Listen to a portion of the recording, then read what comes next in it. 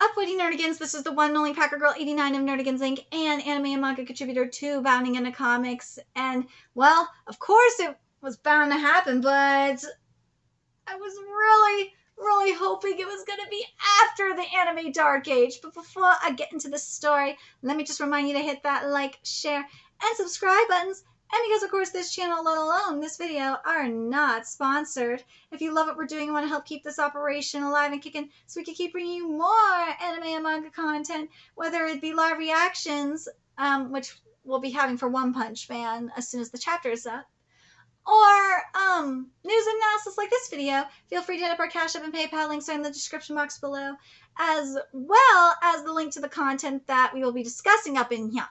So, first off, the manga will be going on hiatus next month via Murata's Twitter, and it's something that is very well deserved.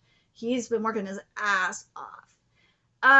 Okay, so in terms of the third season of the anime, I can't call it an adaptation. I'm not sorry for not calling it an adaptation. Just saying. Okay. First of all, we know via leakers that it's not JC staff that's doing this one. It's a different studio. I am still very concerned, though, and I'll explain why. And you need context for this. So I've been covering this manga for over 6 years now. Way back in July, July 26, 2016 is when I started covering this manga. I've seen this manga start to manga renaissance movements, of the current era. The first one was when Psychos launched her global assault in her fight against Tatsumaki, which was badass as hell. And what I mean by manga renaissance movement is once that chapter came out, you saw all these mangaka just step the fuck up and just really bring it with the art. We had banging chapters of Hell's Paradise Shikakuraku, Jujutsu Kaisen, Fire Force, UQ Holder, Dr. Stone, Promised Neverland. We had banging chapters. And then recently, Record of Ragnarok and Kengan as well. And then recently, the man launched the second one. And this was the fight between Saitama and Garo. He's still wearing the crown right now, but Record of Ragnarok is coming. Oh, it is coming. Meanwhile, you got anime going in this Dark Age, okay? Where, and it's been since 2017, 2018 is when it really started going downhill into that Dark Age.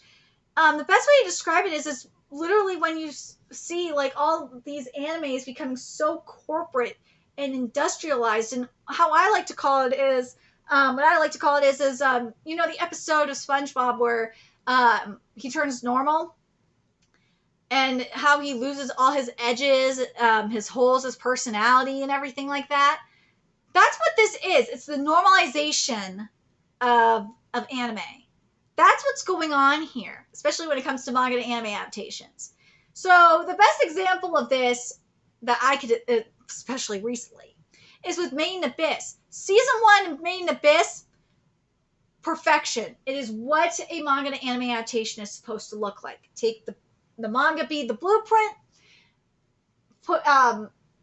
take it to the art and animation, put it up there, and then enhance it and make it even more grand, upgrade it, make it beautiful. Season 2, ooh, that life, that soul, that etherealness that was in the manga, it's not there, and it sucks because I was looking forward to it. That magic is gone.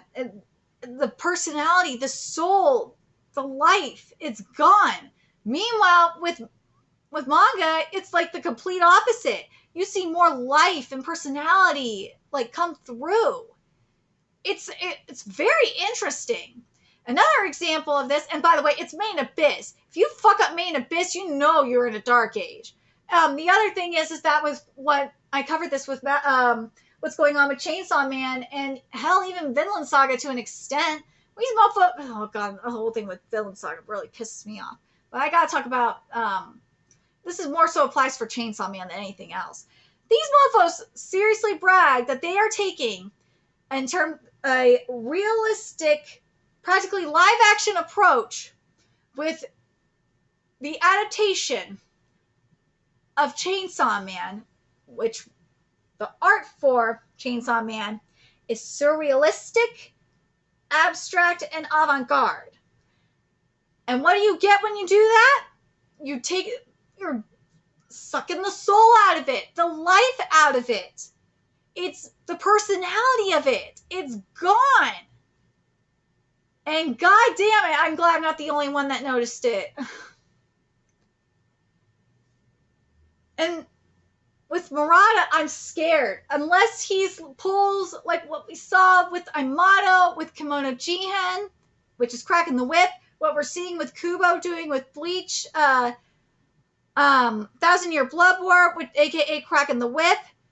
And we're seeing it. Ayama was saying that they did it too with the anime, is they crack the whip and make sure that especially the writing is done right. And I think Oda works really close with the animation team. They do, because he wants to make sure that especially Luffy, who they can't write right for some reason, is written correctly. So, yeah. But anyways, now let me get to, and March comes like, oh my god, March comes in like a lie. It's a whole different story. But let me get back to the task at hand here. The thing is with One Punch Man, in comparison to those series, as I said, One Punch Man started 2 manga renaissance movements in the modern era, and is currently wearing the crown for the second. Why, you may ask? Well, because part of the reason is the amount of detailing he puts into the art.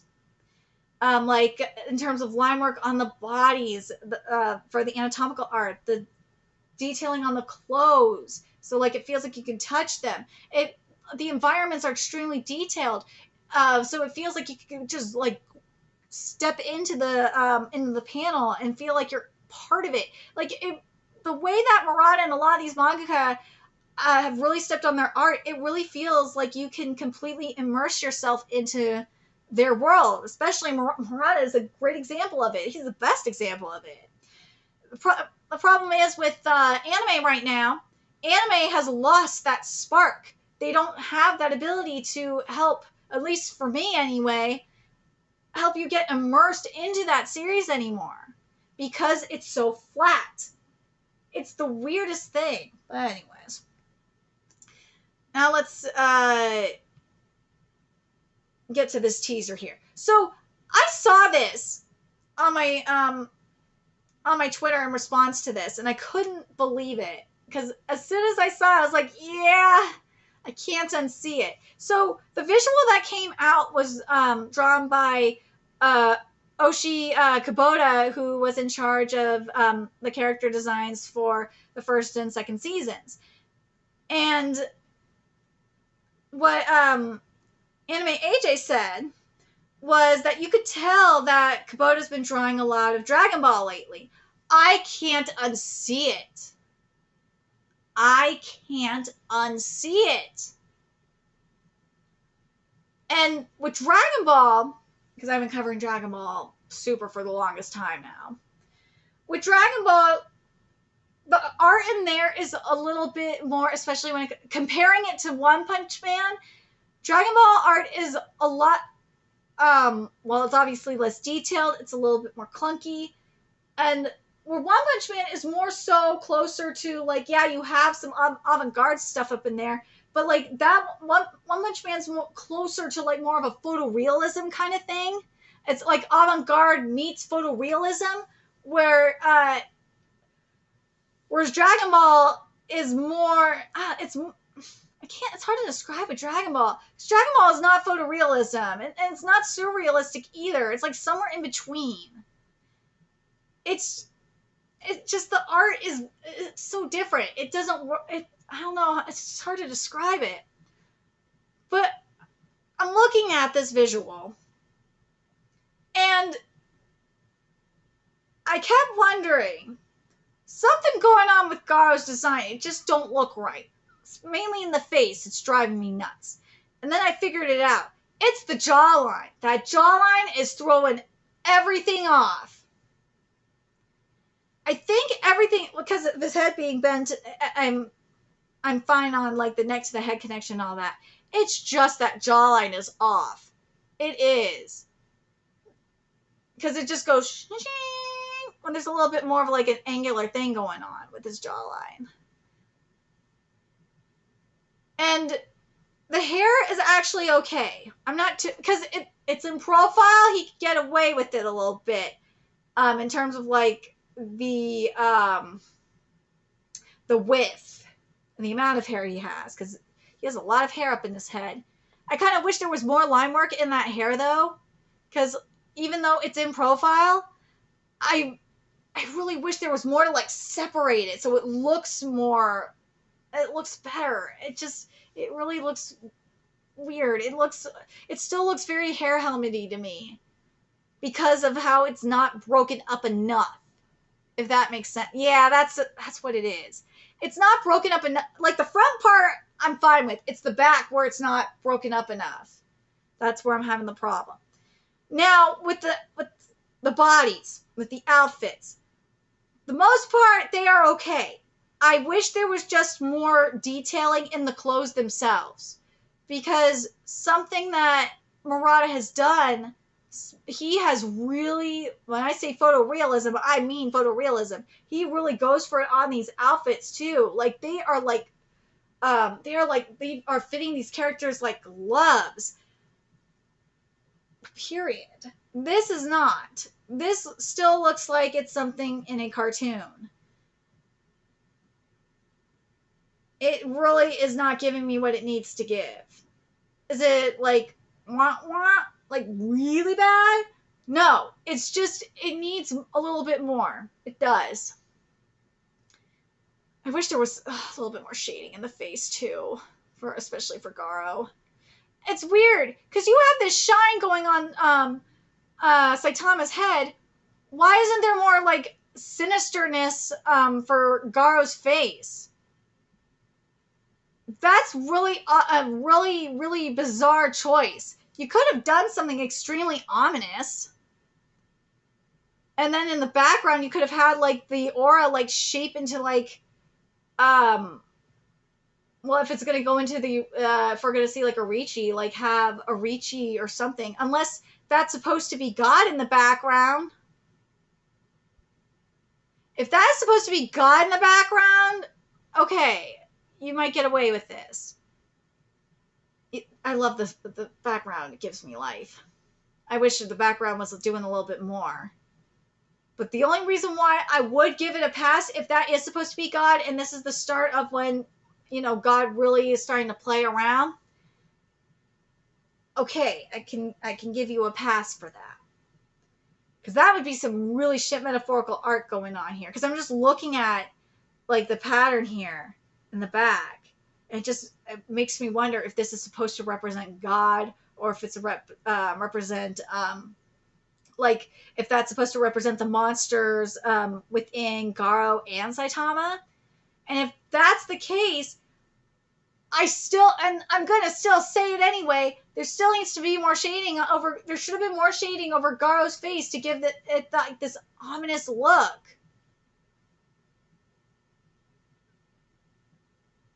It should have been like, yeah, and there is a bit, I know there's a little bit of a dark aura coming off of Garo's head, but like, I'm just talking about a little bit more like on top or something to just give us some ominous foreshadowing. And then like have more of the light go on Saitama's side or something.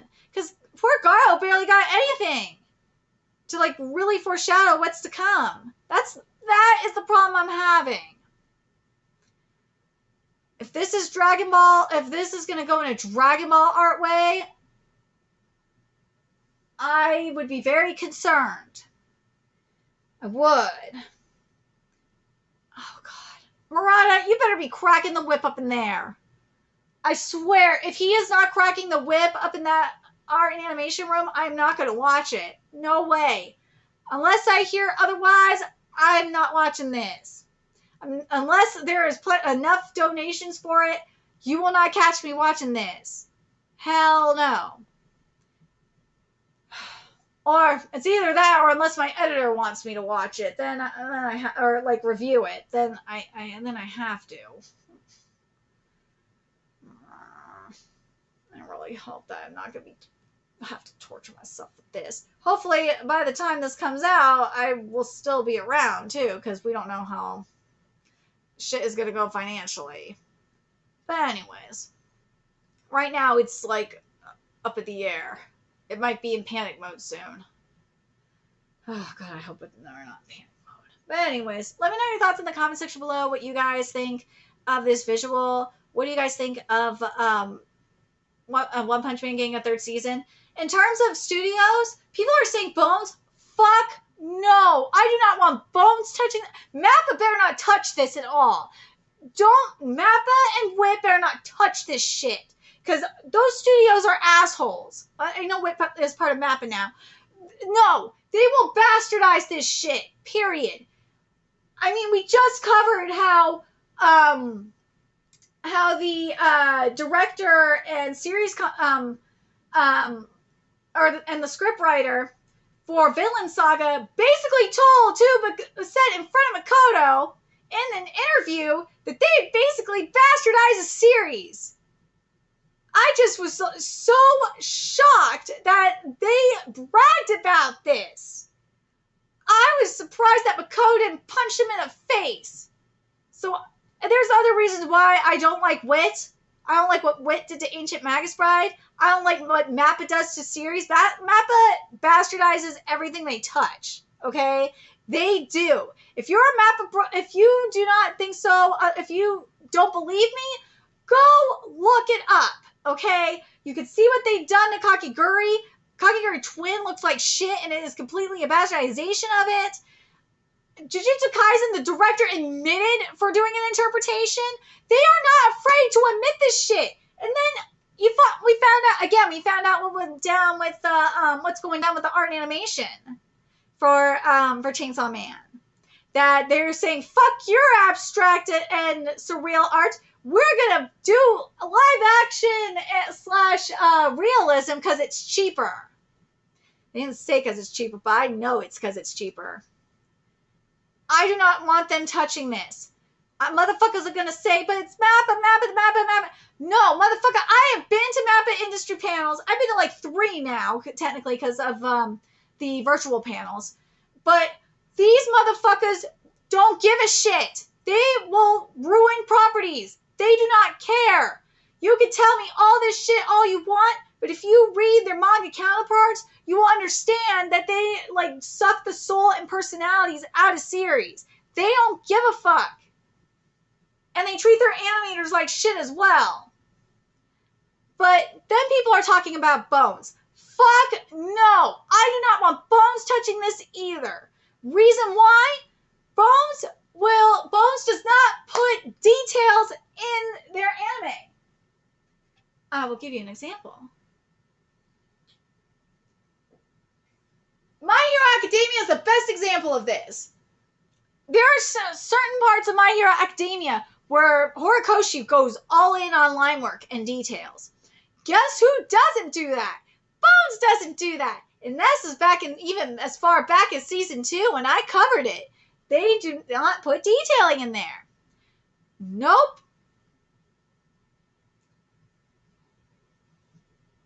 I'm just saying, these are facts, okay? They do not put, they are not fans of line work and detailing. If Bones gets this, they need to bring in some people from the outside that do line work, that do detail, that bring in the details, that can bring out the avant-garde, that can bring out the greatness, which, let's be real, it's not going to happen. You can find as many people as you can to attempt it, but you're not going to do it. Unless Murata is there cracking the whip, you ain't going to do it. And then people have said UFO table. Bitch, UFO table don't do as much detailing either. UFO table does not put detailing in their art and animation either. And Madhouse would not do this right either. I don't give a fuck what you tell me. compare Madhouse's art and animation from One Punch Man and compare it to what we are seeing now. Madhouse would not do this justice either. They would not. No way. They do not have a team capable enough to do this. That's why I'm so surprised by this. Why would you do this? Well, obviously it's because of money. But, oh God. There's another studio I was thinking of. It's been thrown around. Oh. Some people have said Kema Circus. Fuck no, those fuckers are bastardizing Made in Abyss Season 2. Nah. No. No. You do not want any... These fucking studios are bastardizing series. And I know I'm practically listing every studio. Oh God. There's the studio that bastardized Blue Period, and is probably gonna bastardize Monosei No Slave. If they get this one, I'm not gonna be happy either. They will bastardize the fuck out of this too. Oh, now I remember the other one, Platinum. There we go. That one will bastardize this series as well. They can't. None of these companies can adapt this art. None of them can. None. They cannot do it. Only Murata and maybe his team of assistants can do it. But you are not going to find a team that can adapt this art. I'm telling you, there is no way, unless Murata is cracking that whip, will this get adapted correctly. No. And the majority, and I've checked even on the Reddits too, the One Punch Man Reddit, there's a lot of people on there that know flat out that this is true. They know it's true. If you're a manga reader, you definitely know it's true. If you're an anime only, you're probably going to talk a lot of shit in my comments, especially if you're a Mappa bro. But, motherfucker, you need to get your head out of Mappa's ass and smell the roses. Mappa is a shitty company that does not give a fuck about anime. They don't. They only care about money. That's all they care about. I hope Mappa does not get this. I really hope not. I really don't want this to happen. I do not want this to get another season. I do not. There is no company right now that can really do this series justice. Production IG, as much as I like them, they could not do this one either. They don't put enough detailing in their art and animation for them to qualify for this. And part of the reason why they don't do that is because and this is what oh my God, Studio Orange told me. It's because hand-drawn animation is expensive as fuck, and they are being cheap and using CGI.